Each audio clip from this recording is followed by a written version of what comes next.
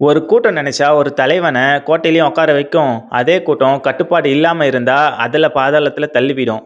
அதுக்கு கரூர்ல நடந்த டிவிகே கேம்பெயின் தான் சாட்சி. கரூர்ல நடந்த டிவிகே கேம்பெயின் வந்து நல்லா தான் போயிட்டு இருந்தது. அந்த ஊர் அமைச்சர், அங்க இருக்கிற பிரச்சனைகள், அந்த அமைச்சர் என்ன பண்ணாரு, அந்த ₹10 பாலாஜி, அந்த பாட்டெல்லாம் அப்போல்லாம் நல்லா தான் போயிட்டு இருந்தது. 8 மணி வரைக்கும் எந்த பிரச்சனையும் இல்லாத மாதிரி தான் நியூஸ் சேனல்லையும் காட்டிட்டு இருந்தாங்க லைவ்ல. லைவ் ஸ்ட்ரீம் நல்லா பேசி முடிச்சுட்டு விஜய் கிளம்புற மாதிரி இருந்தது. அதுக்கப்புறம் உடனே அவர் கிளம்புனாரோ இல்லையோ உடனே நியூஸ்ல போட ஆரம்பிச்சிட்டாங்க. அங்க பிரச்சனை நடக்குது அப்படின்னு தெரிஞ்சதான் அந்த டிவிகே தலைவருமே சீக்கிரமா அந்த இடத்த விட்டு போயிருக்காரு. இங்க இருந்தா இன்னும் 2 பிரச்சனை அதிகமாகும் அப்படின்ட்டு. ஸோ இந்த பிரச்சனையில வந்து இன்னொன்றுமே சொல்றாங்க. இதுல வந்து நிறைய பேர் 1000 2000 பேருக்கு மேல வெளியாளுங்க பூந்துட்டாங்க. அவங்கள வச்சு இந்த மாதிரி பிரச்சனை பண்ணணும் அப்படின்ட்டு பண்றாங்க அப்படின்ட்டு. அந்த ஊர் லோக்கல் கை நம்ம பாலாஜி அண்ணா தான் பண்ணியிருக்காருன்ற மாதிரி எல்லாம் சொல்றாங்க. அது வதந்தியா தான் சொல்றாங்க. இது வரைக்கும் கவர்மெண்ட்டுமே அப்படிதான் பண்ணுது. அந்த மாதிரி சொல்லி டிவிகேக்கு ஆதரவா பேசுறவங்க எல்லாரையுமே கவர்மெண்ட் வந்து கேஸ் போட்டு அரெஸ்ட் பண்ணிட்டு தான் இருக்கு. இந்த கட்சிக்கு 4 பேர் சப்போர்ட்டா பேசுவான், அந்த கட்சிக்கு 4 பேர் சப்போர்ட்டா பேசுவான். அதுக்காக இந்த மாதிரி சப்போர்ட் பண்ணி அவங்களுக்கு ஃபுல்லா சோம்படிக்கிறது தப்பு தான். அந்த மாதிரி பண்ணா நீங்க அரெஸ்ட் பண்ணிக்கோங்க.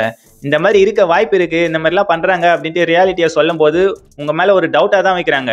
ஸோ அதனால அவங்கள அரெஸ்ட் பண்ணுறது வந்து ரொம்பவே தப்பான விஷயம் தான். இது வந்து மக்களாட்சி தான். மக்களுக்காக குரல் கொடுக்கலாம் எல்லாருமே. இப்போது அங்கே போயிருக்கிற மக்களுக்கு இதோ 40 பேர் இறந்துட்டாங்கனாக்கா அவங்க எப்படி இறந்தாங்க, ஏன் இறந்தாங்க அப்படின்ட்டு எல்லாருமே கேள்வி கேட்பாங்க. இந்த மாதிரி இருக்கும், அந்த மாதிரி இருக்கும்னு சொல்லுவாங்க. அது நீங்கள் கண்டுபிடிச்சி சொல்லுங்கள் கரெக்டாக தெளிவான ஆதாரங்களோட. அதை விட்டுட்டு இந்த மாதிரி இருக்க வாய்ப்பு இருக்குது அப்படின்ட்டு சந்தேகத்தின் பேரில் பேசும்போதே அரெஸ்ட் பண்ணிங்கனாக்கா அது உங்கள் மேலே தான் டவுட் வருது. ஸோ மக்கள் உங்களுக்கு என்ன தோணுது அப்படின்ட்டு கீழே கமெண்ட்டில் சொல்லுங்கள், யார் மேலே தப்பு இருக்குது அப்படின்ட்டு. என்னை பொறுத்த வரைக்கும் டிவிக்கு வந்து அலர்ட்டாக தாங்க இருக்கணும். எதிர்க்கட்சி இப்படி தான் பண்ணுவான். மோசமாக இறங்கி நம்ம எத்தனை சினிமா படம் பார்த்துருக்கோம், அதே மிஞ்சிச்சு இந்த விஷயம். ஸோ அவங்க அப்படி தான் பண்ணுவாங்க. அதுக்கேற்ற மாதிரி நம்ம அலர்ட்டாக தான் பண்ணணும். அதுக்கான வழிகளை வந்து கரெக்டாக பண்ணி எக்ஸ்பீரியன்ஸர் பீப்புள் கிட்டலாம் கேட்டு டிவிக்கே வந்து இனிமேல் காய் நகர்த்தினா நல்லாயிருக்கும். ஏன்னா இந்த மாதிரி கண்டபடி வெறும் கூட்டத்தை வச்சுன்னு கண்ட்ரோல் இல்லாமல் போயிட்டு இருந்தால் இன்னும் மேலே மேலே நிறைய பிரச்சனைகள் தான் வரும். விஜய் இப்போ அரெஸ்ட் பண்ணாலும் பெரிய விஷயம் இல்லை. ஒரு 4-5 கேஸ் போடுவாங்களா, போட்டு அவர் வெளியே வர்றது பெரிய விஷயம் இல்லை.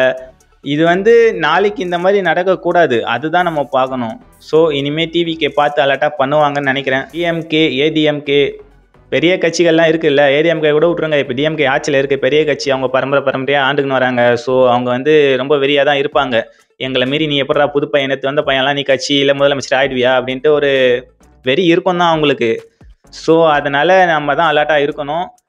ஸோ நானுமே ஸ்டார்டிங்லேருந்து சொல்கிறதாங்க, கூட்டம் வந்து கண்ட்ரோலாக இருக்கணும். அவங்க வந்து சும்மா விஜய் ஃபேன்ஸ் வந்து சும்மா எகிரிக்கின்னு பறந்துக்கின்னு இந்த அணில் மாதிரி இந்த மாதிரிலாம் அவங்கள சொல்ல வைக்காதீங்க. ஏன்னா நம்மளும் ஒரு மெச்சூரிட்டியான ஆளுங்க, நம்ம இளைஞர்கள், நம்ம நினச்சா அந்த நாட்டையே தலைகளாக மாற்ற முடியும்.